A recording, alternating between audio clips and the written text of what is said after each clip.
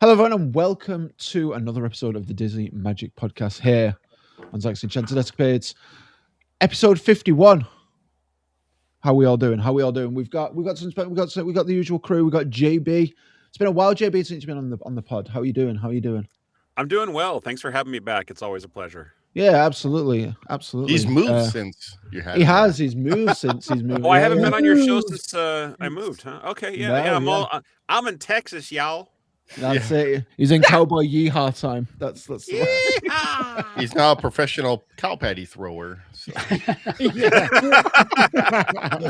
Hey, did you know that cow patties can actually be used for kindling when you're building a fire? Yes. Okay. Good. Yep. Cool. Yes. It's good stuff. Not that I ever want to use it, but and then when you cook that fire, there. Yeah, works you roast your marshmallows. Not as good as Doritos, but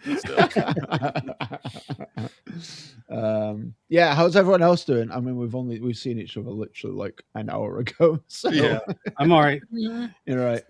Doing great. Are you checking your tan, Jace? Yeah, it was like my new iPhone watch. So good you can't see it.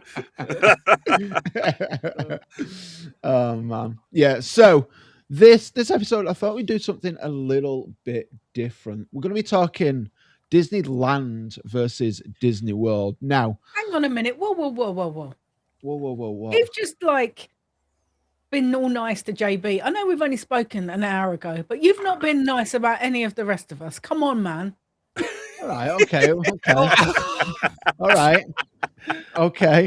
It's nice to see you all again. After we've just played COD for 40 minutes. Whoa! I didn't play COD. Jason doesn't play COD anymore. Jason has. Well, I mean, to be fair, I got yelled at for shooting him. You moron!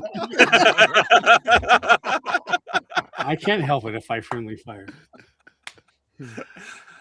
Jason's not been online in how long? 200 days. Too long. Days. Yeah. Too long.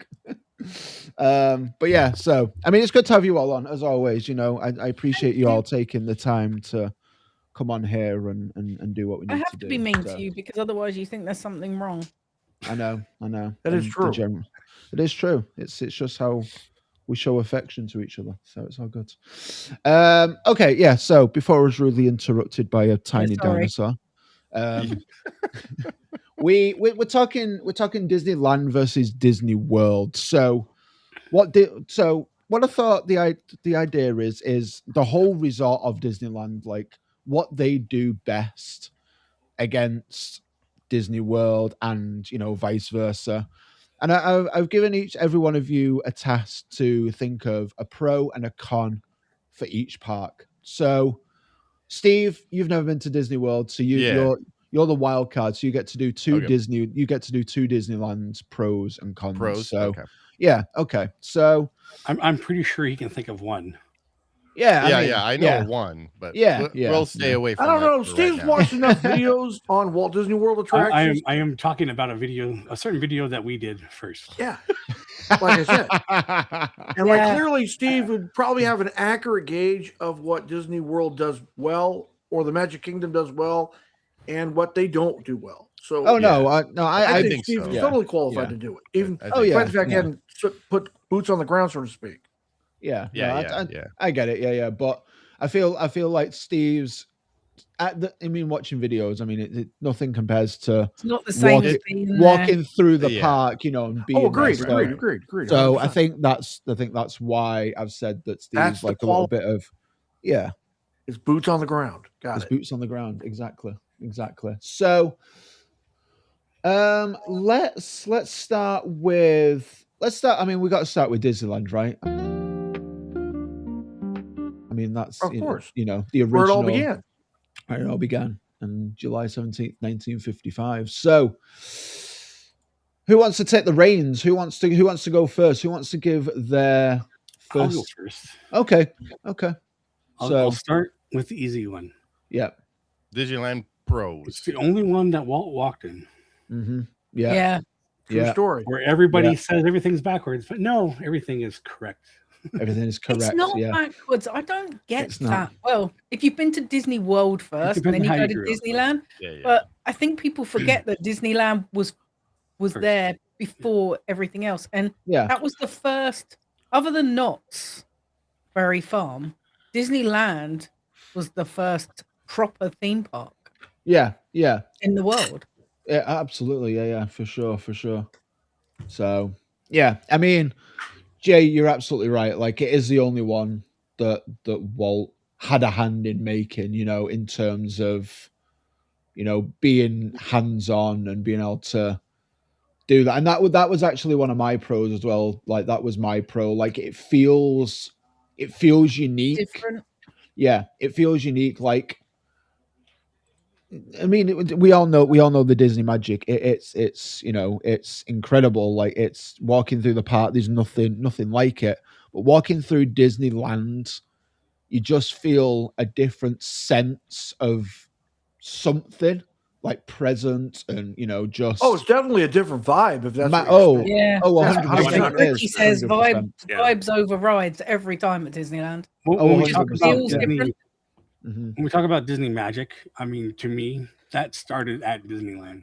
Oh, 100%. Yeah. Absolutely. Well, I mean, not just counting the stuff that came before, like Snow White, not counting, Steamboat Willie. I mean, these are all magic in and by itself. Yeah. But definitely, Jay has definitely made a great point that this is where the magic begins for the consumer. Like, this is where the consumer becomes a part of the magic, just doesn't observe it, but interacts with the magic. And it starts happening on July 17th, 1965. 100%. Lou, do you want to go next? Right. Your so Disneyland Pro. I actually gave this quite a bit of thought this morning as I'm doing my German lesson, because I can think about two things at once. Hallo. Der Radfangen von Hameln ist eine Welt des Sports mit den Spitzen von Lido. That being said, I think a big positive of what Disney World has for going for itself is efficient use of space. At Disneyland, because there's not a lot of space, they have to literally be very efficient with the planning and execution of that space to provide themed entertainment to literally almost 1 billion people that have been visited thus far since opening day. Yeah. And that's something they do really, really well. If you look at New Orleans Square and Tomorrowland, naming two examples in the park itself, are masters of efficient use of space. I mean, you're able to jam pack so many ride shows and attractions in this tiny little footprint, no more than 15 acres of land. Yeah. That it's larger than life. It's larger than fantasy. It's literally where dreams come true. You know what I mean? 100%. And what baffles me about New Orleans Square, and I mean, granted, it's absolutely gorgeous. It's probably like one of my favorite areas of the park, but it houses two of the most famous rides in Disneyland's history. Absolute iconic. Absolutely. I mean, Mansion and Pirates, like in one area, like it's insane of how like incredible it is to like, and I was saying this on the live stream. I mean, last night as we're recording this, but a couple of weeks ago, I'll put it in the top so y'all can go see it. But like, Disneyland's Pirates is just so beautiful. It really, really is. Just the way it just flows, and I love the queue of Disneyland's Pirates, because give me a ride that I can see, and it gets you excited. Yeah, because you're standing in line, and it's right next. You're standing in line, it's right next to you. Like, nothing can beat that for me. You could high five people as they're coming in on the boat. Exactly, that's it. Exactly that. Absolutely. And that's something else too. As soon as you enter into the queue building, the bromane, the pirate water, gets you right in the gob. Yeah. Oh, absolutely. Like you get that visceral experience, and it makes it all that time you spent in the queue outside. Now it's worth it. Now you're experiencing the visceral experience that is the original Pirates of the Caribbean attraction. I feel like that's one of the experiences or the sensations that I get when I go to the park, where that I'm there moment. Yeah. sometimes it's not exactly when you walk through the main gates or go into the railroad or walk down Main Street. Sometimes it's just a smell or an audio cue. Yep, it's funny you say that. Yeah, because it's pirate water. Yep. Yeah. So every time. sometimes when you hit that like you said, you walk through that door, the AC blasts you in the face, and you get hit with that smell. It's like, okay, I'm home. I'm here. I'm home. Yeah, right. Yeah, absolutely. Yeah. Steve-O, what's your Disneyland Pro? My Disneyland Pros? Yeah. There's a few. Number one, I think I'm talking about the whole resort, right? Because you wanted to compare the two resorts. Yeah. So for me, the whole resort is the closeness of everything. You can walk to everything. Yeah. I love that. Well, at Disney World, you got to take a transportation thing, anywhere. Right? A boat or a monorail, or you can't walk. No. I don't like that. Skyliner. I like. Right. I like how you can park far away, you can walk, you can take the tram. If you stay at one of the hotels nearby, everything's close by. You just walk across the street. 10 minutes and you're in the park, and DCA is right across in Esplanade. Everything and all the shops are right there at downtown Disney, the restaurants, everything. It's just so convenient. It is very convenient. That's a big pro for me. Oh yeah, absolutely. Yeah, absolutely. And the other big pro Lou touched on was the usage of space at Disneyland. They are really, really good at how many attractions do we actually have at Disneyland, and the space, like you said with New Orleans Squares, 14 acres, and they was able to fit in 2 of the major attractions. And all the little shops and everything in there. Depot sheds. Four restaurants. Well, 4, maybe 5 restaurants if you count Fowler's are part of New Orleans Square. That's like the biggest food concession in the park is in New Orleans Square. The only thing I have a gripe about New Orleans Square is that bathroom. That bathroom is the worst of all the Disney bathrooms. Oh, the train station bathroom? Yeah, that bathroom stinks. Or the Mint Julep bar? Right. Right around it. Walk over the powdered sugar. The cocaine all over the floor and stuff. Well, it is New Orleans. It makes sense. Right. You know what? It kind of does. If you've ever been to New Orleans and gone down, oh my God, what's the name of the street? In the French Quarter? In the French, well, it's not. No, the French Quarter is completely separate from the one I'm talking about. But the Bourbon Algiers? Street, Bourbon you go down Street. Bourbon Street. Like Bourbon Street is right. it's dirty. It's dirty. It's gross. You don't ever fall down, because if your hands touch there, you need to go and like boil them in hot water to sanitize. So it's kind of fitting. Salt mountains. What's that? Yes, Salt Mountains. Yeah. Which technically that ride was not in New Orleans Square. Right. Yeah, technically. That's weird. Critical. Yeah, but those are my pros for Disneyland. I have a few more in my head, but you only ask for a couple, so that's you can do more. No, you're gonna get 2. Yeah. Shazzy, what about you? Disneyland. I just love Disneyland. I was really skeptical before we went because Sam is Sam is a massive Disney World person. Yeah. And I wanted to keep an open mind, but after going to Disneyland, as we said earlier, the vibe, as soon as you step through the gates and you go under the train station and you're in Main Street, it hits you in the face. Don't get that when I go to the Magic Kingdom. And I do kind of get it when I go to Disneyland Park in Paris, but that's because it's my home park and it's different. It's a whole different vibe stepping into Disneyland. Oh, 100%. Yeah, 100%. You can almost feel the history of it. Yeah, especially growing up. It's cozy. It's small, cozy. so it's cozy. Yeah. Disney and World watching all so the reruns of The Wonderful World of Disney and all that kind of stuff on the TV in the 70s. That was my exposure to Disney, because I obviously never went to an actual park until I was 40. So I didn't grow up being able to go to Disney. So I lived Disney through movies and watching reruns of the show when they built the park. Yeah. So it was so cool going there. And I can't even imagine that because we all grew up. I know it's so weird. Yeah. Yep. I'm the same as Shazz. Like I got to, I mean, obviously I was a lot younger, but my first real one that I remember obviously was Disney World when I was like 16, and it was just, I mean, I love Disney World because it's like it's a big nostalgia hit for me in terms of it really kind of like ignited the fire in me to be who I am today. But like Disneyland is just something else. It really is. It's so special, and being Seeing able to Walt's experience it apartment. for that first time. Walt's apartment 100%. was 100% was just, and just being But able riding to on that fire engine that Bob Gurr designed. Yeah, down that was Main a lot Street of fun. was just so cool. Yeah, and then being able to experience rides that Walt had a hand in making is just, it's just nothing can physically beat that. Like in terms of that. But yeah, so it's definitely something. It really is. It's a beautiful park. It really is. Okay, JB, what's your Disneyland pro? Thank you. He wipes the tears from his I'd like to accept this on behalf of the Academy, and these are heavy.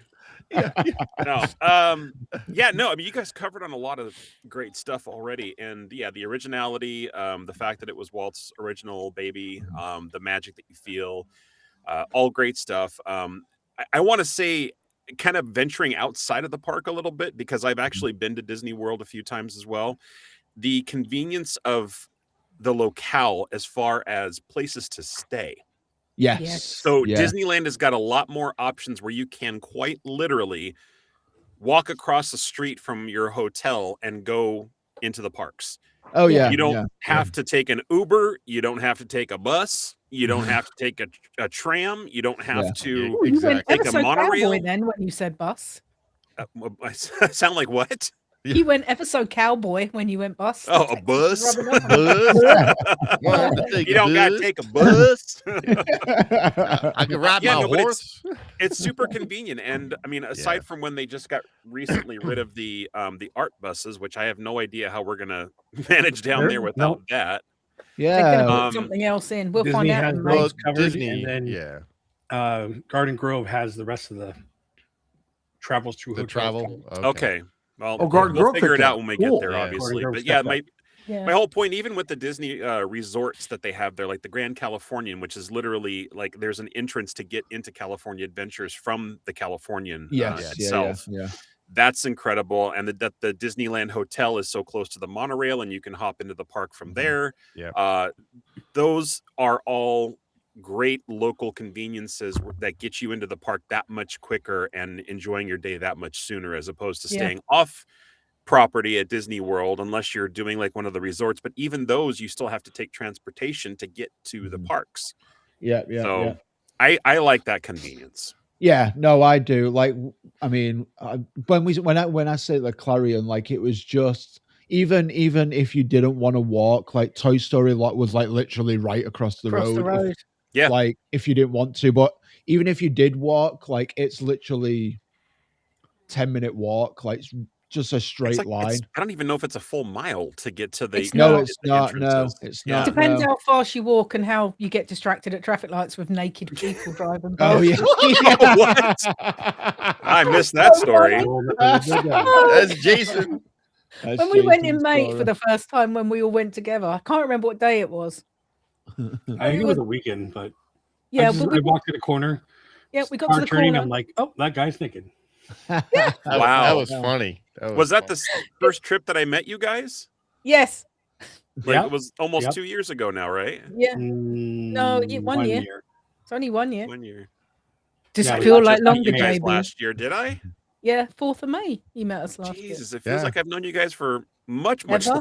I know. It's crazy. Like, I'm already tired of you guys. Yeah, I'm like, is there any way I can like stop how I feel? Like, no. Okay, well, hey, fair enough. Yeah, yeah. It was hilarious. Southern California for you. We got to the corner and we're waiting to cross the road. We've pressed the little button, waiting for the lights to change. And Sam, I, and Steve were just chit chatting, and Jason was like looking just like across the street. Because there was across the caddy corner, like yelling. Yeah, that's how they do. Yeah. And then I just happened to look down the car. And the car that was driving past me was apparently absolutely naked. All right. And he turned around and went, that guy was naked. And then Jay got his number and everything. Wow. He's going to be on the show next week. To give it to the free. Presenting the naked man of Disneyland. Yeah. Welcome, everyone. The naked Buick driver. Yeah. Oh man, no, it's certainly a weird story. Honestly, I think it's just like because you're not in the Disney bubble technically. There, it's just there is no bubble. That's why I like it. Exactly. Yeah. For sure. Which brings me on to my Walt Disney World Pro. Like, as much as I like being outside of like the Disney bubble in like the Anaheim, like, resort area, I do like being inside the Disney bubble at Disney World specifically, which is why I will always, whenever I go, stay on property because A, it's convenient because, I'm there for 2 weeks. It's very expensive. Yeah, but YOLO. So yeah, but they actually have cheaper hotels than Disneyland does. So, yeah. And I mean, stepping away from the park within the Disney bubble, like you go there for 2 weeks with like, as being like UK resident, there's so much more to do within like the Disney bubble. Like you've got so many resorts that you can explore. You've got 2 water parks. Like, I mean, which nobody other than Zach ever goes to. Yeah, I mean, I love a water park. I mean, Typhoon Lagoon have a bit of a sour relationship in the minute, but yeah, we're going Blizzard Beach, baby, Blizzard Beach. Oh, Blizzard 100%. Beach is awesome. Blizzard Beach is awesome, but me and Typhoon Lagoon, no. Me and Typhoon Lagoon have a little sour history at the minute. Anytime we talk about this, all I can hear you saying is, "Where's the fucking lockers? Where's the fucking lockers?" Yeah, exactly. Exactly. The little pink flamingo was showing. So. Yeah, that's the one. That's the one. Is that where you got the name from? Yeah, that's pretty much. He was wearing his flamingo shorts at the time. Flamingo shorts. Yeah. But yeah, like, and they host like 4 golf courses there as well. So there's so much more to do within like the Disney kind of like bubble. That's why I always feel like if you go, you have to go for at least 10 days because if not, you're not wasting the time. But I feel like you need to do a lot when we go. Whereas with Disney now, we can go for just a few days. And I don't feel like I'm wasting any time. And you've done a lot. Yeah. Like, I was gonna say that's the main difference is you can go to Disney World and still only go to the park for 5 days and still have other things to do. Yeah. That's it exactly because it's so big, ginormous. Yeah, it's massive. Like there's always going to be something. Exactly. There's always going to be something to do, and there's like no matter what, like every trip. And if it not to throw shade at like Disneyland, obviously, like but like I feel like once. I mean, it's different if you're a local, like like Jay and JB and Steve and everything, who are the locals who've been countless times. How many times have you been, Jason? 1 million. Million. Yeah, exactly. He's got a badge to say it. I mean, he used the right word, countless. I couldn't tell you how many times I've been. Yeah.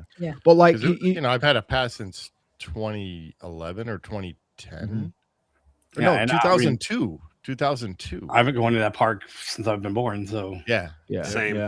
Yeah.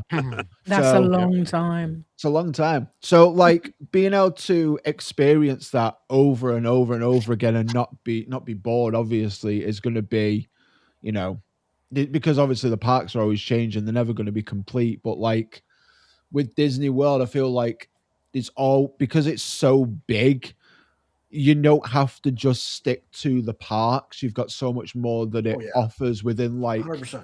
Within the bubble. So like, I mean, yeah. So that's my pro for Disney World. Trying JB, what's your pro for Disney World? I mean, I definitely like the diversity of rides they have there versus what I can find in California. I know that people are going to talk about this, but I'm glad you chose me first because I have to say I can still go on the People Mover in the Magic Kingdom. Sorry, Steve, if I stole that from you or anybody else. We're all thinking the same thing. So it's one of the rides, and I don't know why. It's not a thrilling ride. It's not anything that's going to get your heart racing, but it's just such a nice, peaceful way to go around the land. It sets the tone. Yeah. It's like, for me, like when it's like Shazzy with Pirates. Like, it has to be the first ride that I do. Pirates, Pirates. Thank you, Zach. You're welcome. But yeah, it's for me. My trip doesn't start until I've ridden the People Mover. Like, especially at Disney World, like it's the vibes. That's all it is. I mean, it's literally, it's so calm and it's relaxing. It's great. It is. And there's not a lot of stuff like that at Disneyland where you can just sit and just sort of chill for that long period of time to do so. It was like 14 minutes long or so. Yeah. Minutes long. Yeah. My People Mover now is at Disneyland is the train. That's about as close as it's going to get. Yeah. And I like the train at Disneyland a lot better than I like it at Disney World, because at Disney World is junk. It is junk. So you can't much see anything, and then when you get to the outskirts of the park, you can see like outside of the park. It literally takes you away from the magic, which is completely outside of the Disney, imagination bubble. Yeah, exactly. Yeah, there you go. There's a hole in the bubble. Dear Liza, dear Liza. Yeah. There's a hole in the bubble. Dear Liza. Yeah, it's God, what I liked about the Disneyland People Mover is how when you're on it, when I was a kid and I'm on it, I'm like, oh, I want to go on that. I want to go on that. I want to go on that. You see everything. Yeah. And I'm sure it's the same as with the Disney World or Magic Kingdom. You only see Tomorrowland from it. But at least you go over the Speedway, you go into Space Mountain, you see things. Yeah, you see it's just missing the kinetic energy that our Tomorrowland had. Yeah. It's a lot Skyway of RIP, right? Exactly. Yeah, exactly. Yeah. It's a lot of them. Like I haven't played it in a long time, but Planet Coaster was kind of like my jam. I had a YouTube channel, lots of tutorials, fun things about it. Yeah. And it was the People Mover was actually one of the things that helped me inspire how I built other rides in the park, because I wanted guests to be able to see other attractions as they're riding on it. So they'd be like, oh, let's go over on that ride next. And look at that. I didn't notice that was there before. Those kind of rides that move you around without actually, and just show you the things that are available without even having to walk on your own feet. Yeah. That's magic in itself, especially when, my feet don't work as good as they used to anymore. Or my knees. Well, or and my that's hips, that was what's nice about the People Mover at Disneyland, because you saw everything, a lot of stuff. A lot of stuff. Yeah. Inside and outside, it went through the buildings, and Lou called it. Yeah, the Skyway was the same. You could just like look down and see it. Took you from one land to the other, saw everything in between. It was beautiful. Going right through the Matterhorn was one of the coolest things. I know. Oh yeah, for sure. Love to have done Missed it so much. I'm glad I have it on video on my channel. Yeah, from my 1993 trip that looks just like Zach's 1990 video.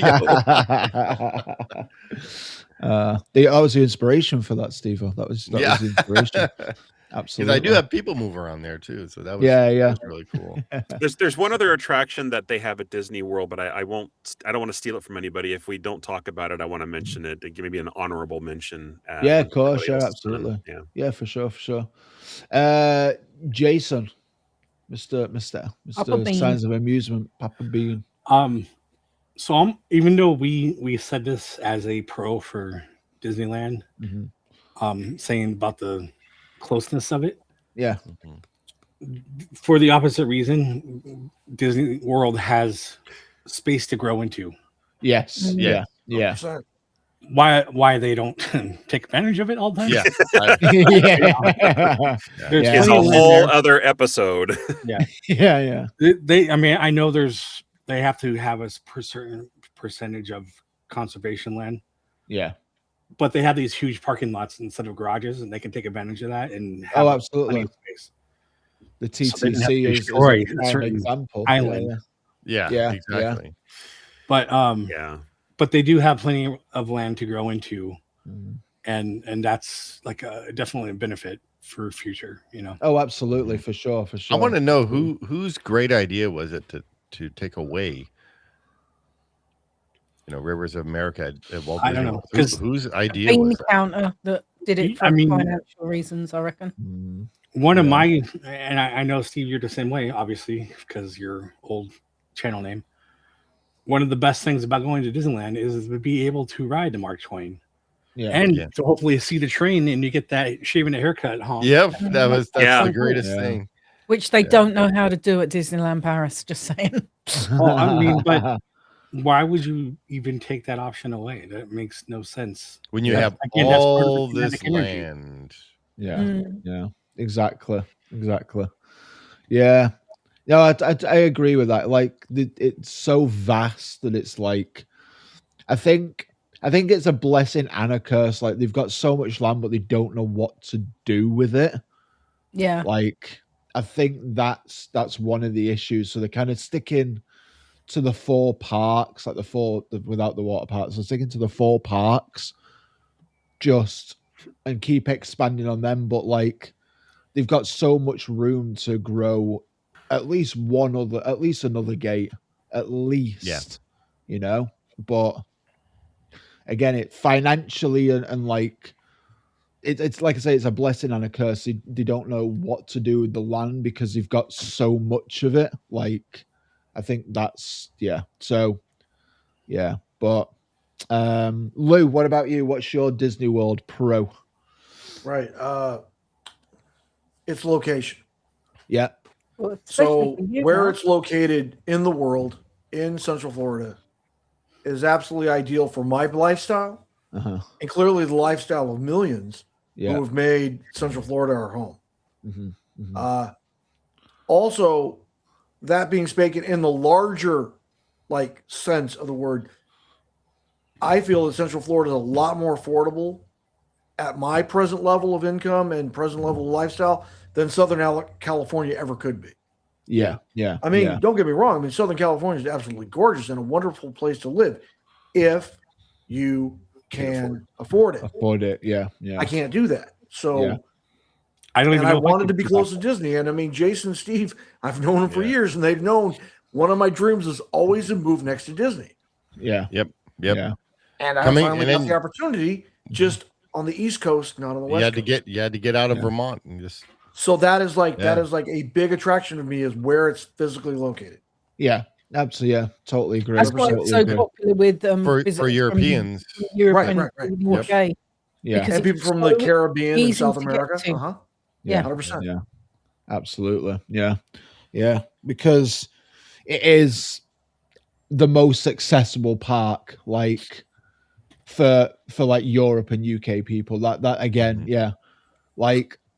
Getting to Disney World is a lot easier in terms of doing like package deals, especially for like UK and Europe, like people, like residents. They market it. Yeah, they market it much rather than Disneyland, where it's deemed as the locals park. It's so hard to fit, like to get a package deal. You've got to, at least I had to. I did it not all separately, but like. It was a bit more of a hassle to do it all rather than like going to Disney World. It's like, like I can book through Disney. It's like, it's all done. Yeah, like hotel park tickets, flight, and transport, food. And you can get so many other perks, like, and everything's covered. Whereas like going to like California, I had to take into account hotel and flights, and then my park tickets, and then all the experiences that I wanted to do before I went to the parks and stuff like that. So it ended up being a bit more expensive, but I mean, I'm not going to complain because I can always make more money. I make the memories, that's the whole point of me, I've always said my 30s are my years for traveling because I didn't get to travel much internationally as a kid. Like, so being able to do it now with my own income and things like that is a blessing. So that's great. Yeah. 100%. I'll happily go to, Disney World, Disneyland as many times as I possibly can that'll financially allow me to, whatever. But yeah, I still haven't been internationally. I have not flown out of the United States. Well, I take that back. I did that once, but to be fair, Puerto Rico, so that's technically doesn't even count. Yeah. Me and my mum were talking about this before, actually, because we were saying like most Americans have never had to leave the country because it's so big. You're so big. You've got some of the most iconic. You got some of the most iconic landmarks in the world. Pretty much on your doorstep. I mean, granted, it might take you a while to get there, but you can fly in. You can drive. You can drive. Yeah, you can fly. You can drive. Like. Yeah, I was lucky because my dad worked for the airlines, so we got to fly everywhere. So I went to Europe a few times, Hawaii a bunch of times. Yeah. So we were lucky. I was about to say, Zach, because some of us Americans have lived a long time out of the United States. Yeah. I'm one of these people. Like, Oh, but it's places you don't want to visit, places Jason doesn't want to visit. I promise you that. I've never been outside the U.S. So. Exactly. These are places. These are places that are not hotbeds of international tourism. You went to Epcot. I'm glad that some of the countries I visited aren't featured at Epcot Center. Yeah, exactly. That's my Walt Disney Pro. Okay, Walt Disney World Pro. Okay, it is cool. Epcot. Okay, yeah. How you can visit different countries and experience different foods and things like that. So. Yeah, and the cool thing is most of the cast members in the country pavilions are from that country. That's cool. Yeah, that is cool. Yeah. And I like how you have more than one park. You have multiple themed, like Animal Kingdom. I that's one of the parks. I rather go to Animal Kingdom than see Magic Kingdom. Yeah. Yeah. Same. Wow. Yeah. Cool. You're like Epcot as well, though. We can arrange that. Yeah. Not this year, though, Lewis. We're busy. The only park that I haven't been to in Florida so far now is the Hollywood Studio. You don't need to go there. Oh my God! I do. No. I gotta go when the Muppets are up on You've Rock got to go and when the Roller. Muppets are on. Yeah. Fair. I haven't seen the Toy Story Land. I got to go on Slinky's Villain roller show. coaster. JB, the villain show, man. Yeah, there's now awesome. there is and I know that they have Galaxy's Edge there, and I've heard it's just the same as what it is at Disneyland. But still, there's new experiences there. It is and it isn't. It's more.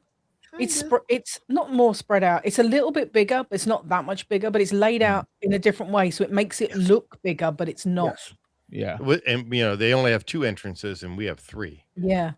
Which is weird. After being at Disneyland with the 3 entrances to Galaxy's Edge, the Hollywood Studios one feels weird only having they 2. all make sense. All 3 entrances make sense when you go through. Yeah, well, Zach went in the wrong way. He went in via Toy Story. That's the exit. And those are my Walt Disney World pros. Even though I've never been there, but from looking in from the outside, those are just only a couple of things Oh yeah, for sure. Yeah. No, I totally get that. No, I mean Epcot's awesome. I do love Epcot.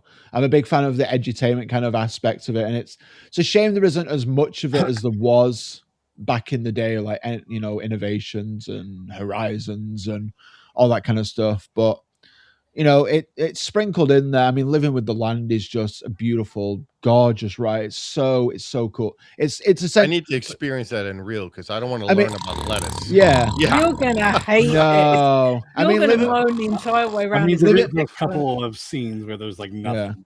Yeah, but I mean, living with the land. I think the best way to explain it is it's the people mover of Epcot. Like, sure. I mean, if it was on the outside and he went around in different rides, lived in California. Then I would ride it. You drive 2 minutes outside of where I lived, and it was all farmland. So, and you can see everybody with their tractors and but farming that stuff didn't provide for the whole Walt Disney World Resort now, did it, Steve? No, it provides for the whole world. Even Canada has their own ginormous facility in Santa Maria over there. Oh wow, really? Yeah, that's cool. It's a Canadian company that has this huge greenhouse over there where they grow all sorts of food product, I guess. Right, cool. Exotic vegetables you can't grow in Canada. Yeah, and they ship it right to Canada. It's too cold. Yep. Right. I will say there is one thing that's interesting about Epcot. I've been there twice so far, and of the other Disney parks that I've experienced, it is the one that doesn't feel to me like a theme park in general. No, because Epcot is an international dining room. It pretty much all of the attractions are indoors. They're all indoors. You look outside and you're like, oh, I want to go on that. Wait, where is that ride? Yeah, exactly. In that building? Is it in that building? Perfectly fair. You do have the Friendship boat service that goes across the lagoon, and that is completely outside. Mm-hmm. And back in the day, you had the Omni Mover service that would ride around World Showcase. Unfortunately, it's been defunct for years, but they could bring it back if they really wanted to.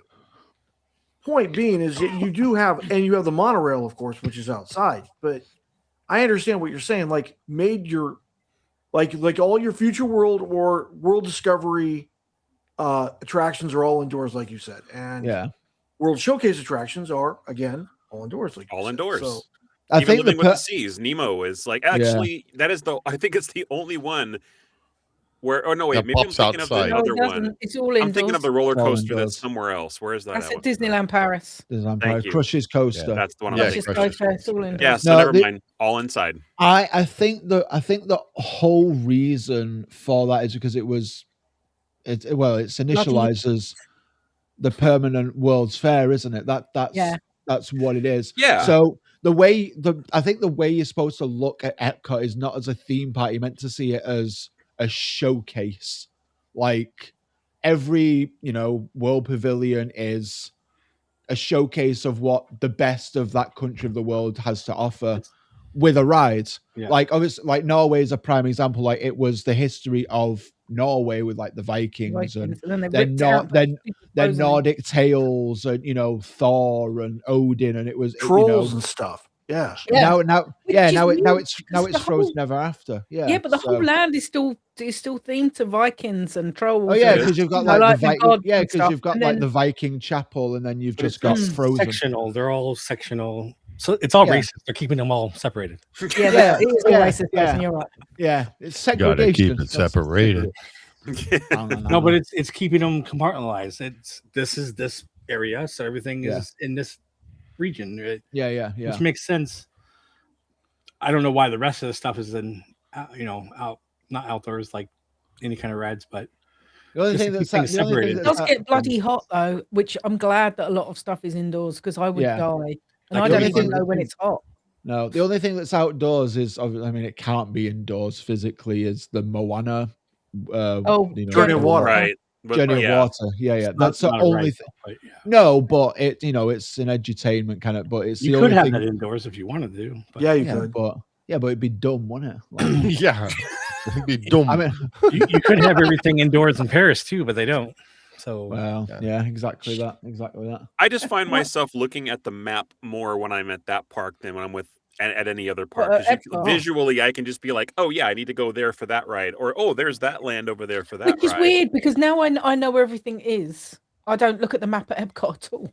No. Yeah, I've got a better idea after being there twice, but the first couple of times it was, I don't know, it was very odd. The layout for me was a little bit different, and I didn't really understand how, like, where the rides were located. I had to be thinking, and the food, of course, that is my picking pro. one place to eat is like, I could not choose. My pro is the food festivals they have at Epcot. I went during a food festival. Epcot is our dining room. Whenever Sam and I go to Disney World, now we want to coincide it with some kind of food festival because we eat at Epcot every day. We jump from another park, go to Epcot, eat, and then go back to a different park. So that's your pro for the entire resort? Yeah. Epcot food festivals. Food. Fair. Yeah, fair. Which food festival in particular? Which one's your Festival of the Arts has been my favourite one that I've been to. Farts. Good old so farts. Cool. Good old farts. So cool. Yeah. It was just the food was good, the entertainment was good, the art was amazing. And Figment. And the farts. And Figment. And the farts. Fragrant. Yeah. Fragrant. Yeah. Smells like roses. Smells like roses and peonies and they just throw bromine on everything and it just goes away. Yeah, there you go. Yeah. There you go. I hope when they open a third gate at Disneyland, they expand more like foodie type festivals. Whether they do it at DCA like they do with Food and Wine, or whether they spread it to another part. I think it would be Food and Wine is really good. They're really good. But it's not. It's tiny compared to some of the stuff because they get on an Epcot. DCA is tiny. Yeah, I know, but I mean, the different types of food. I think, I suppose, because there is the World Showcase and everywhere has, its own special thing, which is what makes it so cool. Which is why Sam and I always go and eat there, because we just look at the whole menu and go, "Oh, we would like to try this, this." Yeah. And you can share. I think our third gate will probably be some kind of Westcott thing. Yeah, exactly. Oh yeah. That would be cool. I'm not saying we're going to have a Spaceship Earth, but there might be some statue or something. Spaceship Mars. Horizons. Spaceship Mars. Even their little shopping center had some kind of showcase looking stuff. So, but even if they split it up into not like having a huge World Showcase, but even if they split it up into having something similar, they could do a food festival there because there'd be enough space to do it. Yeah, that's what I'm saying. I mean, they kind of try to do it at Disneyland Paris at like 2 seasons of the year. They have similar foodie booths out. They bring back Living with the Land, and they show you all the orange trees that used to be there and strawberry fields. What was here before we destroyed it to build a slide to show you what was there. Yeah, that parking lot, Toy Story lot, that was all strawberry fields. Yeah. Wow. And Disneyland was all orange groves and walnut. Yeah. Walnut. So the fact that Disney World has got that extra space means that they can do the cool stuff like the food festivals that Disneyland can't. Yeah. So if I'm plus they've got Guardians of the Galaxy Cosmic Rewind at Epcot, which is like awesome. Yeah. That's roller coaster so much kind of ever. I've never felt so like flipped around and turned upside down. I mean, it doesn't turn upside down, but it was. But it because you're flying through space, JB. I know, it's amazing, and I thought I would get sick on that because it does go backwards at a certain point, and I don't do well with backwards rides, but. That was just incredible. I didn't even have time to feel sick. Sam and I were speechless when we got off it. And you know what Sam's like? She was just like, I was like you're speechless. And she's like, I have no words. And I was like, oh my God. So that all being said about Epcot is the largest single park in the system at 305 acres. Is it even bigger than Animal Kingdom? Yes, it is much bigger than Animal Kingdom. I had a bitch of a time just trying to figure out how to get to Soarin', for crying out loud. I didn't know where the heck it was. But I mean, it's literally twice the size of Magic Kingdom. Oh, wow. Just for comparison. I think we worked out it's just over a mile. It's 1.3 miles or something. Like 1.2. Oh, the World Showcase. Just around the lake of the World Showcase. So you go from Mexico to Canada, it's 1.2, just over 1.2 miles. That was a trivia question. Yeah, and we walk that usually multiple times a day because we do at least 2 or 3 laps. Oh yeah, so you do. We always go in and go Canada first round because we usually come in on the boat between France and Canada. Yeah, shut up. And then later on in the day we go the other way. Yeah. Terrible. Canada's right here. Don't care. It's just outside the window. Yeah. What's next, Zach? Alrighty, so let's go back to Disneyland now. We're gonna get not negative as such, but we're gonna look at the cons of Disneyland. The cons, yeah. So I mean, I've got one that is probably going to be on everyone's list. That Tomorrowland is a husk of its former self. That's a very polite way of putting it. It is, yeah, it is. It is. It's just, man, there's just it's not fair. It's just not fair. There's not a lot there. It looks like the Astro Orbiter is just, or whatever the hell it's called, is just looking you in the face, and it's a real eyesore. It's like even when you're in the hub, like it's just an eyesore. Like I love Tomorrowland at Disney World. It's one of my. I always start there. I always do the rides there. I've got to do the circle.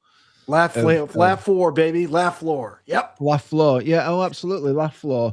Carousel of Progress. People Mover. The Speedway. You know, all of those. That's like my first 3 things that I do. Tron is in Tomorrowland. Yeah, Tron's in Tomorrowland. But I'll leave that towards the night because nighttime. Yeah, best to ride at night. Absolutely. So the first 3 rides I do at Disney World is those 3. But what's funny is the way you're speaking is exactly the way I felt about our Tomorrowland back when I was a kid. Yeah, exactly. You know, that's exactly how I felt. The best land in the Magic Kingdom without without a shadow of a doubt. But the one at Disneyland is just makes me want to cry. It's been stripped back so much, and it's just never. Do you know what it's like? It's like Cinderella's been beaten by her ugly sisters and shut in a cupboard. That's what it's like. Exactly. Yeah. That is. Yeah. Fair. All right. It kind of feels that way. Yeah. It is. But I feel that way about the ROA. So yes, Yeah. I understand exactly what you're saying. Yeah. Yeah. It feels like Disney, but it doesn't at the same time. It's like it kind of takes you out of that magic a little bit. Like. Yeah. It makes me sad. Just say one thing. When we had the brown covering of Tomorrowland. Tomorrowland 98. The steampunk trying to do it. That was so bad. It's not steampunk. It was. It was whatever like Jules it was. Verne inspired. Yeah, it was. Well, that's horrible. what Discoveryland is at Disneyland Paris, and that's why it worked. But they made it work. Yeah, exactly. Yeah. I never stepped foot in Tomorrowland when they redid it like that. Yeah, I don't blame you. I honestly don't blame you. Like, no. So you didn't go on Rocket Rods? Didn't go on Rocket Rods. I avoided the whole land altogether. See, I loved Rocket Rods. When it worked, it was an amazing ride. I loved it. When it worked. When it worked. Once per day. Yeah. Pretty much. But no, it is a real shame the way that it's been left to just rot on itself. And I mean, time and time again, like it's always a topic of discussion. The People Mover is always going to be the top of everyone's list to have to be brought back. Yeah. But like what makes it worse is that it's just in plain sight. Wherever you are in Tomorrowland, it's staring you in the face no matter where you are. And it's just a sad reminder of what was. And it's not fair. So that's my con. As much as I love Disneyland, like I love the original park so much. It's beautiful. Tomorrowland really took me back a bit, and it's just, I mean, realistically, the only thing to go there for is Autopia. Like I much prefer the Autopia to the Tomorrowland Speedway. Like, what about Space Mountain? I'm not. Disneyland Space Mountain is awesome. It is incredible, especially when they do Hyperspace Mountain. It's the best overlay ever. See, my thing with Space Mountain, it is. My thing with Space Mountain is I don't know what it is. Like it's Disney World. It's weird. It's weird. No, it's weird. I love the dark, but I also, because I don't know what it is. Like I know there's no big drops. I know there's nothing there. Like I've been on it in the past, but like when I went on it when it was like what's it called, but I've never gone back on it to like do it again because I don't know why. I know why. I love Disneyland because you're the same as me. With that is it's fun for the first time and then I'm done. It's not a Big Thunder Mountain for me. Yeah. Oh, or yeah. I have to keep going on it. Yeah. Yeah. So Space Mountain for me is a roller coaster. Yeah. And that's it. And I'm not a big, I know, but I'm not a big coaster person anymore. Yeah. So I used to love Space Mountain. Yeah. And now it's, even though it's almost like the same speed as Big Thunder, you know, certain spots. Yeah. There's no need for me to go on Space. I don't have that urge. You wouldn't to even go on come on Space. it with me. I wouldn't. Yeah. I didn't even go with Shazz. What? Shazz went by herself. You Yeah. came on the Matterhorn with me, but you didn't go on Space Yeah. Mountain. See, Matterhorn's fine. I love the Matterhorn. Yeah. I love the Matterhorn. Like Yeah. to ride that, the Matterhorn, like You did scream like a little girl on the Matterhorn. Though. I don't know though. To be Yeah. because I was sat right at the front, but to be hunched up like a little baby, it was great. Like I felt great. It was awesome. Like a little baby. Like a little baby. Had you a Tylenol or Excedrin at the end to take care of your whiplash. So I was absolutely fine. That's not fine. Compared to Space Mountain in Florida, the Matterhorn is awesome. See, I got more whiplash from Alice in Wonderland than I did from the Matterhorn. Oh, shut up. That's only because it was me and Lisa smacking you upside the head from the back seat. Would you? So what's funny you mentioned that is that's what I get with Toy Story, Midway Mania, or Mickey and Minnie's Runaway Railway. The whipping of that is worse for me than Matterhorn. Yeah. It's that trackless, this lateral movement. Well, just it'll throw my back. Just out. like Dinosaur at Animal Kingdom give you a lot of that whiplash too. Yeah, agree. Well, so does Indy. Oh yeah, compared to Indy though. Yeah. Like Indy, I feel like it didn't move as much as Indy. Indy wasn't as rough as Dinosaur. I don't think. No, it's not. No, it's not. See, for me though, none of those compared to the way I feel on Matterhorn. I can't do that anymore. Yeah, no way. Yeah, Lisa won't do it anymore either. She's just not a big fan of Matterhorn any longer. Sam did it once, and she said she's glad she's ridden it, but it was too because her back is weird. She said that it caused her grief, but yet she can go on all the big coasters, and they don't hurt her back at all. Well, if you get the big ones, the way Matterhorn is built. Yeah, it's the way it's built in it. It's like the inner tube. Well, and there's also a sense of nostalgia when you go on the Matterhorn too, because it's the first tubular steel roller coaster that was ever built in the entire world. Yeah. So it's got that history behind it that also makes it that much more exciting. And as many times as they've revamped it and refurbished it, it's still standing. I mean, I really want to enjoy it as much as possible because I have a feeling because at some point they're gonna be taking it down. Exactly, they're gonna have to demolish it at some point. But the reason it's so rough is because a roller coaster will do this. The Matterhorn does this. Yep. It's welded to the frame of the. To the frame of the mountain. They would quite literally need to destroy the mountain in order to rebuild the track. And you couldn't rebuild it in the same footprint. It would be twice as big. Yep. Yeah. Oh yeah, absolutely. And it'd have so many like safeties and like it'd be you have to have a bigger it'd be more of a genuine like modern coaster than it would be what it is now because it wouldn't be able to anymore. You know, if they were to rebuild it, they probably have to move it and build it where Autopia is to get that further back to get that giant footprint. Yep. Yeah. Take out the submarines. Yeah. Get rid of them. Yeah. Careful with that statement, JB. I like. I don't care about the submarines. Nemo I don't is like a cool either, but I like the vibe attraction of having in that general. water there. I like that water area. I don't like the subs either, but I don't area. like the. I mean, I love that water area. To be fair, I like the subs. The subs. Well, what cool. about the I area had a that's meltdown in them, but they were all right. I'm glad. What about the area that's right in front of the Matterhorn, where the old smoking area was, where the ducks and the boat ride used to be? Yeah. Oh, yeah. The That's all cruise. empty space out there, except for the Matterhorn, which they could build it around it. I mean, come on, not the Matterhorn. Sorry, the monorail. Monorail. Yeah. That area is That under makes sense, construction yeah. right now too, or it was. The boats. The boat ramp is.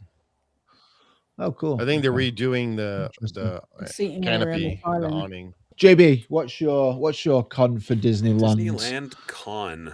Gosh. But besides Zach, since we've already covered like the disastrous Tomorrowland, can I do one where that I hated, but it's no longer something that's a problem? Yeah, sure. Yeah. So when there was Critter Country, which is no longer Critter Country, but it's now Tiana's Bayou Country, right? Yeah. It was a dead end at the park. There was no flow to get around that area. You literally had to go to one end and then turn right around to go back to the other end. Yep. And there was no way to connect to the rest of the park at all from that area ever. Yeah. But now that they have actually opened up, what do you call it? Galaxy's Edge. You can circle all the way back over to Adventureland and not Adventureland, but Frontierland and Fantasyland as well. And it was like one of the best decisions that was ever made to put it back there. And it worked perfectly, in my opinion. That was one of my biggest gripes about Disneyland, at least back then. Nowadays, nowadays it's just sort of like, I kind of wish they would do this here and there, but not like a gripe per se. But I'm biased. Like I said, I've been going since I was, a little kid. Wee lad. I mean, and it's just, aside from prices, that's all I got. Okay. Fair. Yeah. That's not going to stop me though, as long as I can still, afford it. Thanks to MasterCard, Visa, or American Express, Absolutely, that's the one. Yeah. Jay, a con for you. I got two. Ooh, two. First one, I'm going to write right on the back of JB there. So, because of that now opening, something is missing, and I really want it to come back. Big Ranch, or sorry, barbecue. Big Thunder Ranch. Yeah. That was the best. Yeah. I used to eat there all the time. The petting zoo. Even had a little stage for people going. Oh yeah, that's right. I forgot about that stage. Yeah.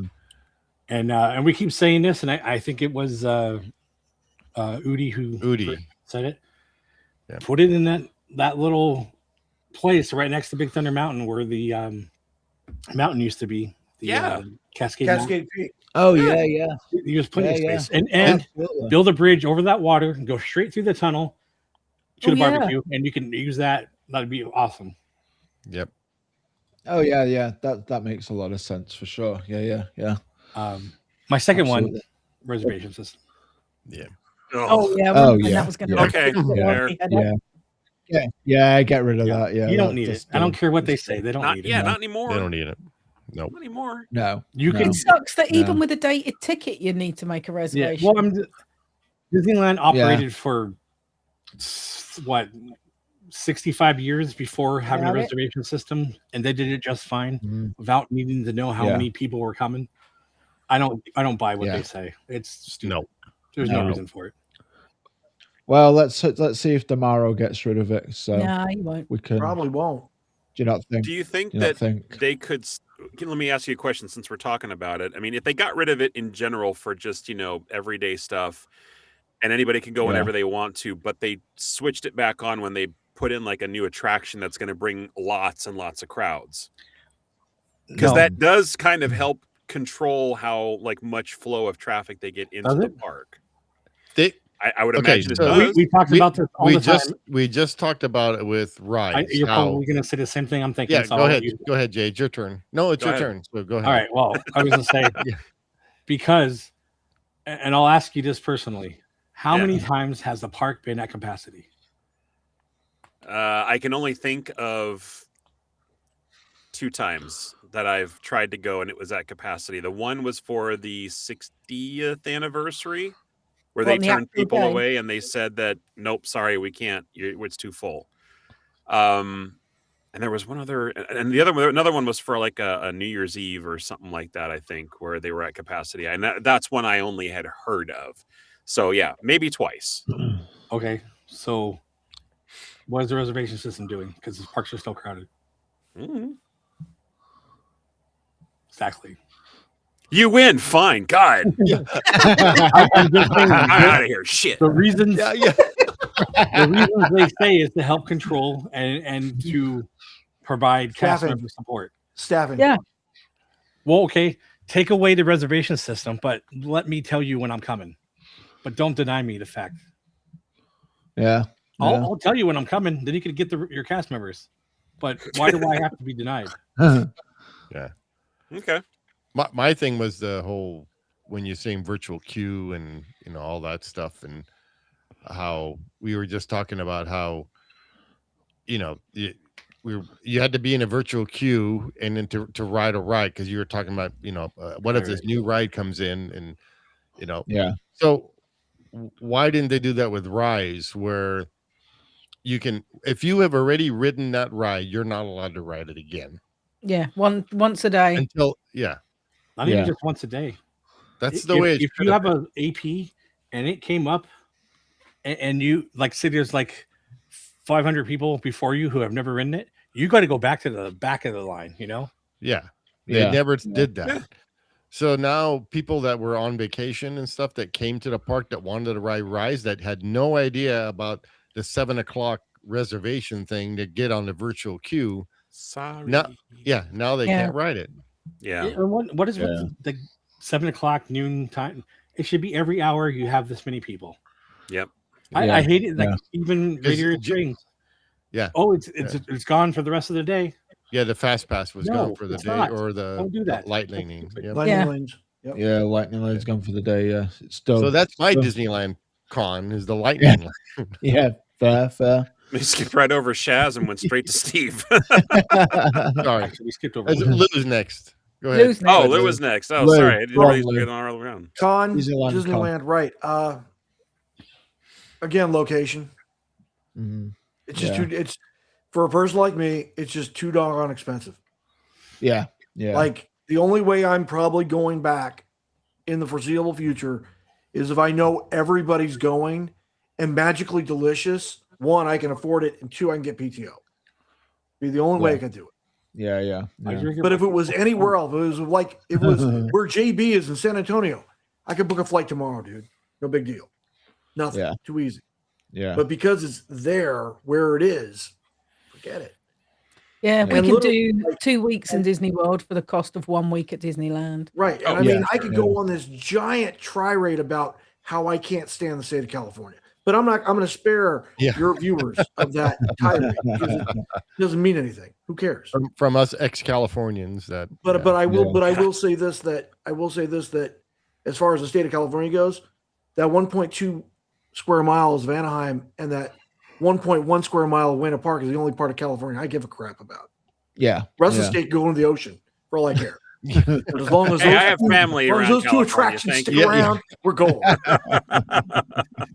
And I have family members that live out there. I have family members that live out there, but again, I don't give a damn. You're like, they could sink for all I care. I don't care. Exactly. Just don't kill Disney. Go to Nevada. You'll be fine. All right, Steve-O. Yours was Lightning Lane.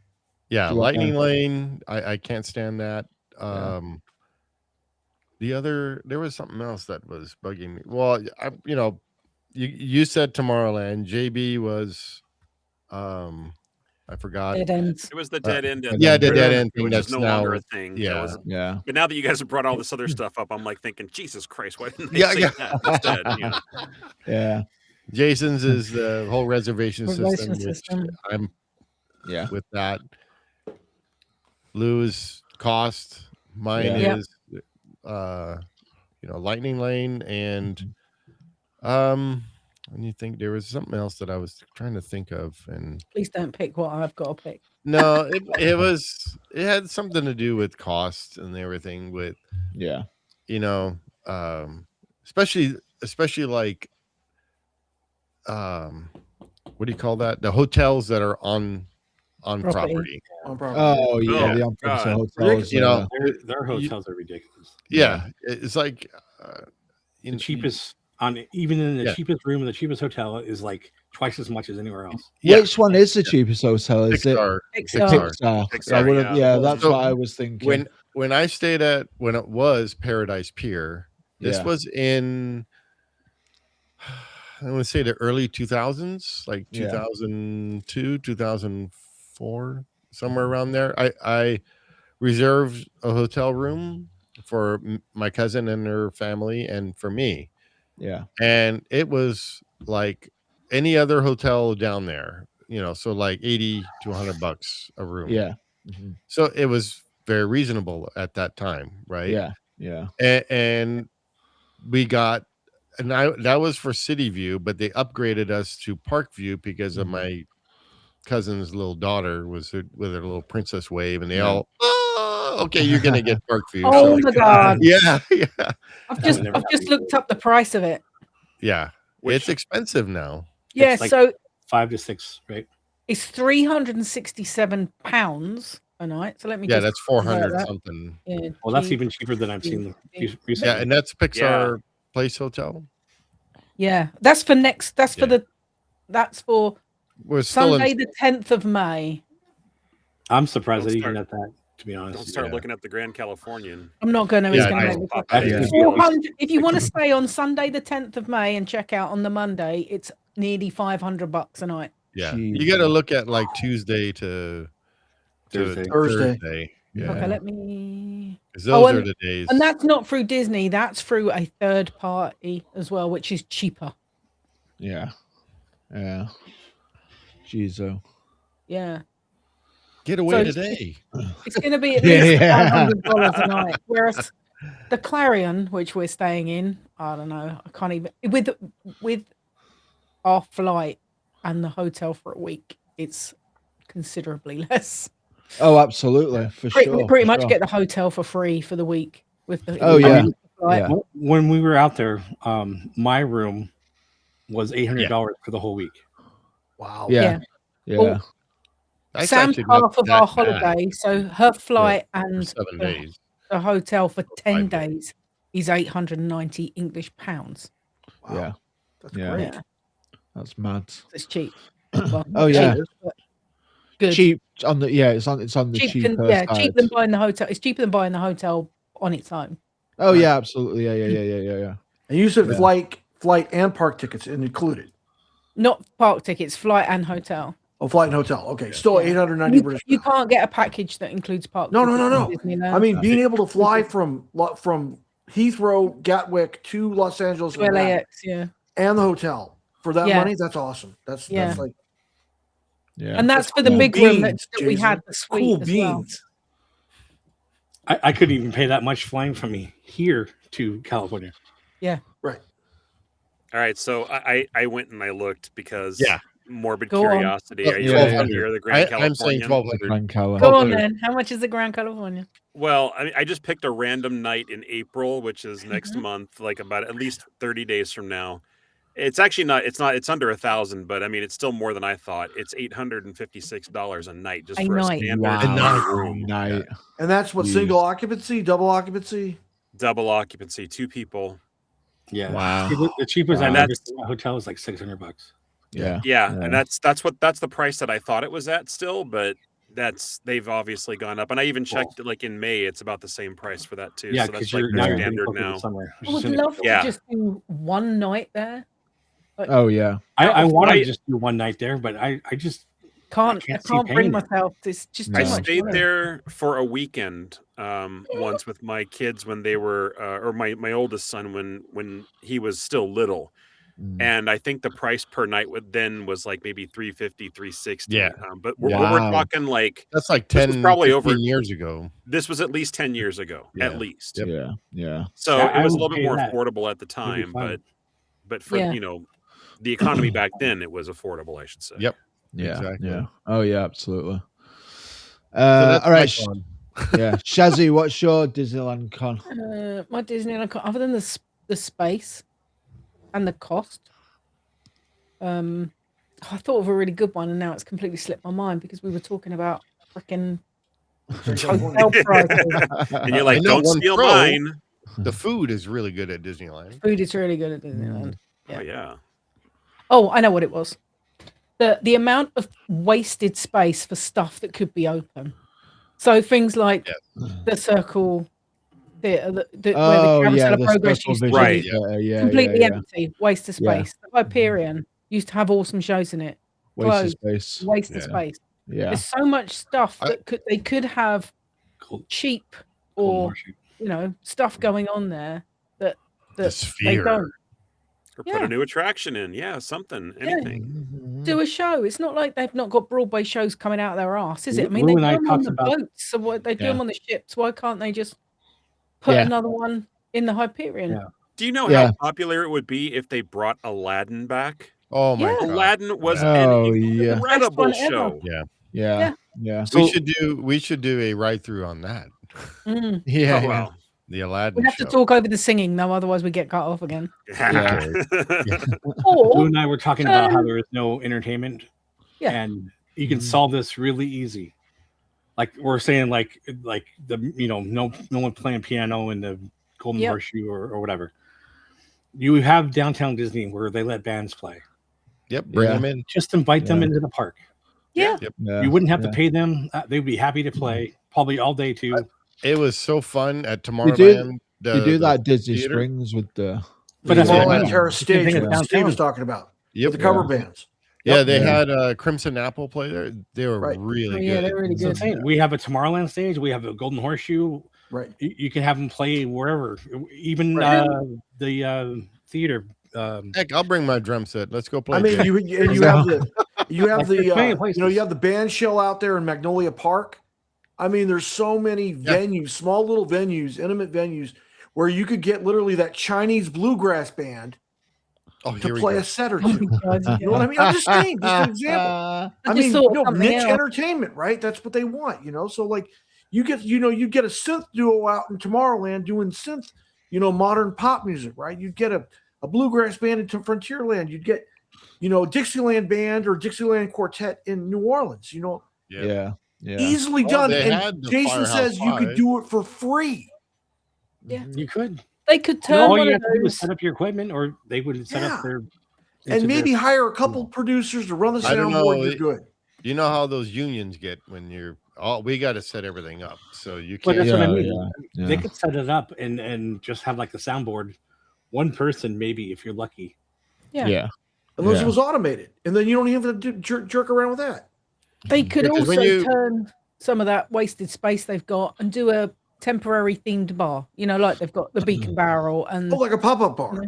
Just do a pop-up bar. Change the theme. So do a haunted mansion for 3 months. Right. Then to a pirate. You hire Jason Braden and friends to do the concessionaire service for the haunted mansion bar. Right, I'm going to bring my sledgehammer. Jason's pretty pale, so he'd carry it off. I'm sorry, Lou. No says offense. The guy with a white beard, a white shirt, and it's very white. It's warm here in Florida. I'm trying to reflect the heat, not absorb it. Yes. Yeah. I'm going to bring my sledgehammer and destroy that haunted mansion barn. Yeah. Get rid of that. Yeah. Why not turn it into a tavern? No, get rid of it. Not big enough. Okay. Get rid of the whole thing. That's a con right there. They need to have a shop somewhere else. Yeah. You could even get podcasts in there, like doing live shows. Yeah. Oh yeah, that'd be cool. I bet JP coming up with a certain interview would love to do that in a Disneyland park. Yeah. Exactly. That would be cool. In Innoventions, do it in Innoventions. Yeah, that'd be cool. Jason, you had mentioned the Golden Horseshoe. That is, I have to tell you, because that's like, as soon as I started thinking about all these different things everybody was saying, one of the things that I used to do at Disneyland every single time that I went there, but I just don't do anymore, is go to the Golden Horseshoe. And that is primarily because Billy Hill and the Hillbillies are gone. One of my biggest heartbreaks ever. Yeah, I know. They're at Knott's now. I just haven't been to Knott's since they left, but as soon as I heard that they were leaving, I honestly was very distraught about that, because it was one of the things that made me the happiest there. I could literally watch that show over and over and over. And it's like Turtle Talk for me. I love Turtle Talk. Yeah. Because even though he kind of has the same spiel, the audience members make it different. And that was always something that I thought was like different every time that I went. So that's what makes that show cool. It's like having a live stream. I mean, you have people come in commenting and everything. Yeah. But I would even go in there and just watch the dueling piano players, Yeah, that was fun. Oh, yeah. Just if there was something going on, but now you're just like sitting there. It's just a place to eat now. It's a Chinese bluegrass band. Exactly. Oh my God, will you shut up about that bloody Chinese? What? They were good, Shazz. You have to admit they were good. Losing your obsession, Chinese bluegrass. It's going to be Chinese bluegrass. It would be better than nothing, though. They're going to be Chinese bluegrass bands giving you ginger shots. So maybe Kenny can work a deal with them for the ginger shots. Yeah. Yep. There you go. Oh, No. So, yeah. I mean, yeah. The lack of space, the lack of like usage of old buildings is certainly a thing. That ties into my Disney World con is, again, there's a lack of potential space that's not being used. One that comes to mind is Discovery Island in the middle of like Bay Lake, and then you have where Stitch's Great Escape was, which is just an empty building. In Show building north. Yep, 100%. Yeah, there's just so many places in Disney World as well where they're just not utilizing the space. Like, how cool would it be to have Discovery Island open again? Like, or something. Is that the one with the flesh-eating bacteria? No, that's where that's River Country, but you're close. It's River Country. Oh, it's too bad because if they brought the flesh-eating bacteria back, I'd go. I mean, yeah, that's come on, man. Come on, bring it back. But like, that's the selling point right there. Oh yeah, absolutely. But like, I think it'd be cool to have that back as like, I don't know, like obviously I know that was like the predecessor, like Animal Kingdom and stuff like that. But it'd be cool to have that kind of stuff back. Or have a ride in Show Building North where Stitch's Great Escape was, extraterrestrial. You know, have something in there, and those are the two big ones that everyone talks about. As like obviously having, you know, they're doing something River Country now. They're turning it into Reflections, like a Disney resort, I believe, aren't they? So they're doing something with that space. But like, there's so many more that they could do something with, and it's just a real shame that they don't. I mean, it spans across both parts. It's a shame they don't utilize the space more.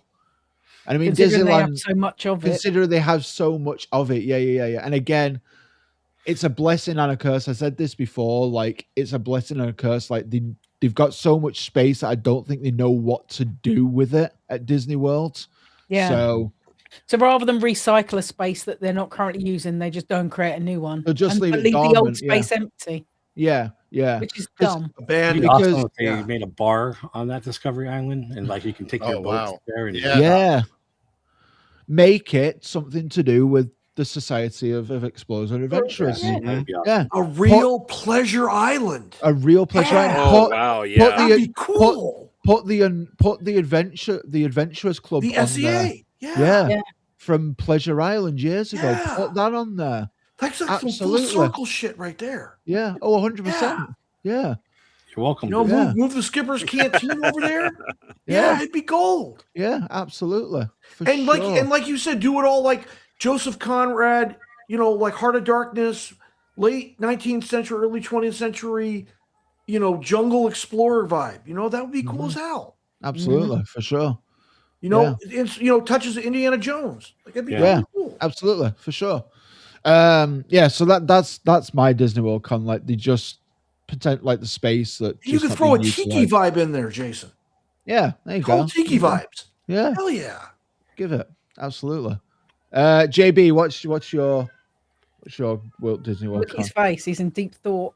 Layout. No, I got one. It's layout. I mean, and because I grew up with Disneyland, you know, the original, and you know, Disneyland, of course, has the classic spoked hub thing, you know, where all the lands are around it.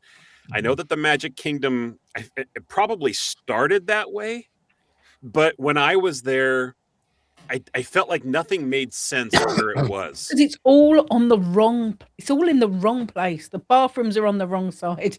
Yeah, and everything's just weird. Like I didn't even like being in Fantasyland. I'm like, wait, that's weird. Where do I go for Ariel's? Where do I go for all the like Peter Pan and you know Snow White and whatever you know the dwarfs ride is and everything? It was just it doesn't flow like even though Disneyland is very compact. I feel like you can just kind of walk from one point around to the other and around the entire wheel, if you will.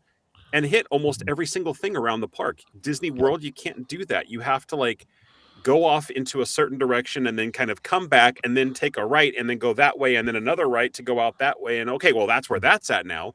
But now where am I? Yeah. So that's like Hollywood Studios too. Yeah, I haven't experienced that yet, but I mean, I'm sure I will someday. That's the next time that I go to Florida, that is going to be the first park we hit. Yeah. So now Epcot, not necessarily the same. I mean, because it's got the whole, World Pavilion and everything. Yeah. It's got the loop and everything. Yeah, it's pretty easy to figure out once you get an idea of the layout and stuff like that. There's certain things that are sort of outside of every place. But I've just gotten so used to that wheel with the spokes and all the different lands organized in a certain place. And the fact that there wasn't even a New Orleans square was like driving me crazy. Yeah. Like Liberty Square? What is this? So when we went to Disneyland last, I got completely confused because I was heading from Tron to Pirates and I forgot where I was going. That's right. Because I just come back from Disneyland, which made complete sense to me. I got to Disney World and I was like, I have no idea where anything lives now. Even though I've been to Disney World like 11 times, it completely screwed me up. Yep. So I just got so used to it being laid out the Disneyland way. Granted, I love how much space is at Disney World. Like the Magic Kingdom has the paths are so much bigger. There's not as much congestion. Yeah, the crowds are not quite as big. It's the same thing as if you have a huge house and a small house where everything's cozy and intimate and everything, and everything's right there, and then you go to a huge mansion and you're lost and you don't feel the closeness or the intimacy. You don't feel that. Yeah. Like I've never been there. Ping pong inside of like an arena, a basketball arena. Yeah. You don't just keep all this extra space out here for nothing. It's like I think they thought that the crowds were going to be a lot bigger than they really are, but the times they can be.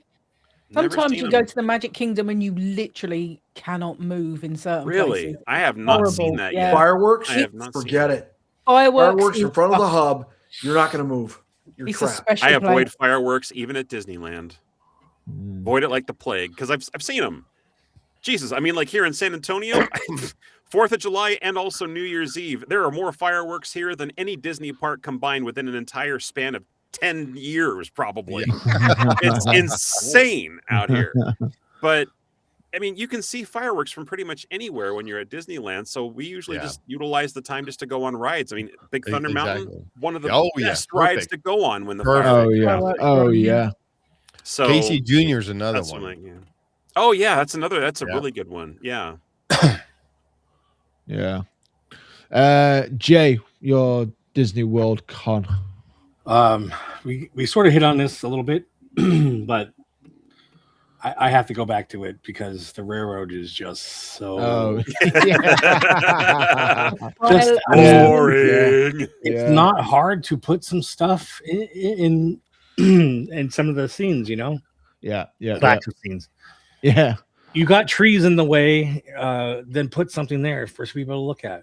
Yeah, you got that opening. Well, I think part of that opening might be taken up of Villain's Land now. But wait, well, on the train, because I remember this is the question I asked, and we didn't know at the time. Jay, was at least at Disneyland we have two types of trains where you're facing the park or you're looking forward. Does Magic Kingdom have the one that you face the park? I think you're only facing forward. You're only facing forward. I can only remember going on one facing forward on the few times that I've ridden it. Okay. Yeah. Because the only reason that they created those specific cars is because you could actually look inward into like all the stuff. And of course it had the diorama with all the dinosaurs and the Grand Canyon and all that. Because I know Bob Gurr is the one that made that the cars that face forward. Oh yeah. I was gonna say if he designed the ones that face inward, that's just pure genius right there. It's like, why do it any other way? Yeah. Then you don't get to see the outside world at all. Not even a glimpse, a peek, nothing. But it doesn't. Even Disneyland, and a couple spots where we have trees, we put like the Indian Village, where now you can see it on both sides. Or the Jaguar, that's right there. Yeah. There's stuff there. I think there's a few like Indian and like I don't know whatever else. Just very sporadic, aren't they? But just before you get to Big Thunder, Big Thunder was the only thing you can actually see on that train. Yeah. Remind me, does the one in Florida, does it have multiple stops? Are there other stations? There's 3. How many more? Yeah. There is 3. So there's Frontier, there's Tomorrowland or Fantasyland, and Main Street. And Main Street. So just 3. Okay. And Disneyland has 4. Yeah. And there will probably be Main a Street, stop. Frontier. There will probably be a stop at Villains Land once it's done. What's that, Lou? There'll probably be a stop at Villains Land once it's done. Oh, okay. Yeah. Which it has to be rerouted. Yeah, because they're rerouting the train at the moment, aren't they? Is that why it's going? Only goes like I to said, that point, goes back. I think that's kind of where that spot was, where it was opening, and you can see the street. Right. Yeah. So well, that's the spot. Yeah, is where Villains Land is being made now. Right. Yeah. So hopefully, once Villains Land's done, the train will be slightly better. And I mean, getting worse. No, it can't get worse. But it could. What happens with the other side of the train where there's nothing? You know. Yeah, like they should just take a time, and right now, I mean, just do this. Who cares if the train goes back and forth between 2 states? Just close it right now and fix it. You know? Yeah, absolutely. You got like. I wonder how popular it is right now with that train going. It's forward and back. Is there any? Is it like a line waiting? Again, you're looking at the worst part of it. Yeah. I wouldn't even go on it. I wouldn't even touch it. No. Yeah, just close it and put something there that you can see. Right. Yeah, definitely. Lou, what's your Disney World con? No ROA. No, in America. Yeah, absolutely. You knew that was coming. Yeah. No, I mean, honestly, Zach, look, they started killing my soul when they took out Mike Fink. They killed a little bit more of my soul when they took out Davy Crockett's Explorer canoes. Yeah. And then they finally ripped my heart out of my chest when they killed it entirely. Yeah. I mean, I know a lot of people go, Tom Sawyer's Island, so boring. It's not Tom Sawyer's Island. It's having that steamboat, that steam, paddle wheeler around that loop.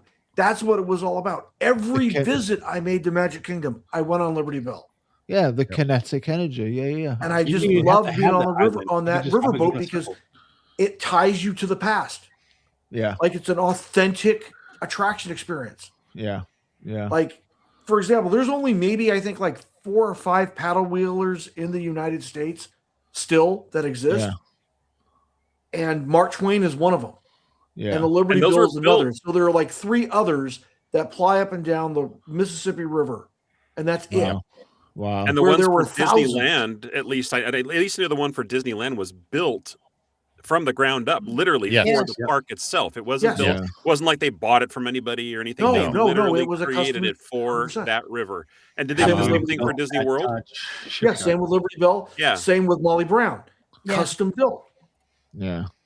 We did used to have 2. We had a Mark Twain at Paris as well, but it got into such disrepair they literally let it rot. Oh, wow. That's a shame. Yeah. Dang. Yeah. No. Have you guys ever actually been on any other paddle boats before, like anywhere in the world besides? I've been on Disney ones. I've been on SS Natchez. Yeah, I went on the Natchez too. Yeah, I went on that one too. Mm-hmm. It's really cool. Yeah, absolutely. Is that the one that Alex and Chris went on to? In down south and so SS Natchez is the big paddle wheeler that's featured in American Journeys, the 360 film, the Circle Vision film. Like when they're at the Mississippi and they're showing you how big across Mississippi is. Where is that? Where you can? It's based out of Natchez, Mississippi. Oh, Mississippi. Okay, never mind. Yeah. Well, the one that Chris and it'll go all the way to New Orleans. It was in New Orleans where they went. That's where we went on it though. Is New Orleans? But I mean, it's based out of Natchez, but it goes all the way to New Orleans and back. Is that because that's the one I believe that had that organ pipe guy that was playing? Yeah. Okay. That's the same one that Alex and Chris went on. And they have a full casino on it. I mean, it's wild, dude. 100%. Oh wow, that's cool. Dang. No, yeah, I totally get the Rivers of America. It's a shame that they've got rid of it. It really, really is. It's just not. Don't get me wrong. Like, I do want a Cars attraction at Walt Disney World. I just wanted it. It shouldn't have been there. But it's not. It's in the wrong park. It's in the wrong park. It should have been Hollywood Studios. Should have been in Hollywood Studios. Yeah, 100%. Yeah, for sure. Steve-O, any Disney World cons that you can think of? I have a con for Magic Kingdom, and that's how come you can't park there and walk into the park? Because you have to go to the transport center. Why? Go to the you got a problem with taking a boat from the parking lot? Yeah, I mean, if I want to, but let's say I like a Disneyland. What's cool is I forgot something. It's in my car. I can easily just hop on the tram, go to the and get my get whatever I need. If I go to Magic Kingdom and you forget something, or your jacket or whatever, buy it. I'll be back in 2 hours. No, I don't want to. Yeah, it's staying in your car. That's it. Yeah, pretty much. Is it not something to do? And I think there's a logistic reason. I think obviously Magic Kingdom is like 6 foot off the ground, but is it something to do with because it's built on swampland? Is that why it's so far back? Like there's roads behind it. They just made a strategic decision to open the Ticket and Transport Center there, so it can serve Epcot as well. But that transport center is not where everybody parks for every park, right? No. Right. Every park has its own parking lots, right? Except for Magic Kingdom. Except for Magic Kingdom, which doesn't make any sense. I know it confuses the hell out of me every time I'm there. You park there, but then you can get a monorail to Magic Kingdom. I nearly called it MK. Yeah, but why don't then a monorail to I just want to walk there. Yeah. What if I just want to walk there? Yeah, you can't. It's dumb. Yeah, so you would park your car at the Contempo and you walk across the street. Yeah, but then you've got to pay more. You got to pay for parking at TGC. I know, but it's more expensive to park at the Contemporary if you're not a guest than it is to park in the Ticket and Transport Center. Now, I could tell Steve a hack, but you're going to need a military ID. Well, yeah. I can tell you the cheap hack. I can get that for you. Yeah, my ID. Okay. A military ID, yeah. It costs extra than a regular ID, but I'll make it happen. I know a guy. Exactly. DM me after the show. Yeah, okay. That's probably the massive con for me. As much as I love Disney World, it's so spread out. Yeah. I find that I waste a lot of time traveling, which is why when we go, I feel if we're going, we have to do 2 whole weeks, because otherwise I feel like I haven't got enough time to do everything. Absolutely, because of the amount of traveling you have to do in between the parks. Absolutely, yeah. That's the one pro of Disneyland. It's everything's right and there. The only parks that you can get away with bopping, as Sam calls it, backwards and forwards, is Epcot and Hollywood Studios. They are next to each other. You can walk, you can take a boat, you can get a bus. Yeah. Well, to be perfectly fair, Shazz, I mean, having a car, Yeah, but if you're an out-of-town person like we are, we find that it's ridiculously expensive to have a car, because then you've got to hire it, pay for the gas, pay for parking. Yeah, it just all adds up, doesn't it? It might as well. Day-to-day stuff for me, so yeah, right. But it's fine if we've got Lou, because we have taxi. Yeah. Lou drives everywhere. And he gets free parking with his magical military ID. There you go. Well, it's my AP that gives me the free parking. But so that's probably the biggest con. Is a pro for Disneyland is it's got Disney World is it's got so much space, but also the con for Disney World is it's so big. Absolutely, for sure. Yeah, it's not too big, but I always feel like if we're going, we have to go for a considerable amount of time, because otherwise I feel like I'm not getting my money's worth. Yeah. And this is why I rope drop at Disney World and close, because it just I want to get my money's worth. I want to do my money's worth. Yeah, because if you add up all the time of traveling without even stepping into a park, at Walt Disney World, you're spending a lot of time. Yeah, which is one reason why I don't park hop at Disney World. I just stay in one park because. Oh yeah, Sam and I park hop because we can. I can't be but I can't be bothered getting on a bus and then going. Then I've got to figure out what park I want to go to, and it's just like. Well, yeah, our problem is we never can make up what mine we want to go to, and we always end up in Epcot because we eat there. Yeah. But the reason we stay at the Rosen usually in Lake Buena Vista is it's walking distance to Disney Springs. Well, walking distance for us. Yeah. So we'll take a slow stroll, which loosens Sam's knees, legs, and back up. Mm-hmm. But from the gentle walk to Disney Springs, jump on the transportation, and then we can get to anywhere from there. Right. Yeah, exactly. And we don't need a car. Yeah. exactly. That's it. That's But the I reason still why. feel like we waste so much time traveling. Sometimes we're flash and we'll get an Uber if we don't want to get a Disney transport. Yeah, we push the boat out and spend like $7 each on getting an Uber. Ooh, fancy. Yeah. Push the boat out. Still cheaper than hiring a car though. Yeah. Oh yeah, absolutely. But yeah, I mean, so that's I my totally con. agree with that. Yeah, no, I agree with that. And and Shazz's con is pretty much the same. So yeah, I feel like we've covered a lot here this episode. So a big thank you to everyone who joined tonight. I much appreciate it. Much. Thank you so much. Yeah, I can't believe you've left that wig on for the whole episode again. What wig? What hump? Thank you so much for watching. Thank you so much for joining. Don't forget to like, comment, share, subscribe, all that fun stuff. And big thank you to all again for joining. Thank you for having us. Yeah, absolutely. Always a pleasure having you guys on. Always a pleasure doing these. If you do have any topics that you feel like you want to see on the podcast, please let me know down in the comments below, and we will do our best to accommodate that. But yeah, thank you so much. We'll see y'all in the next one. Till then, much love. Bye. Peace. Bloody peace. There you go.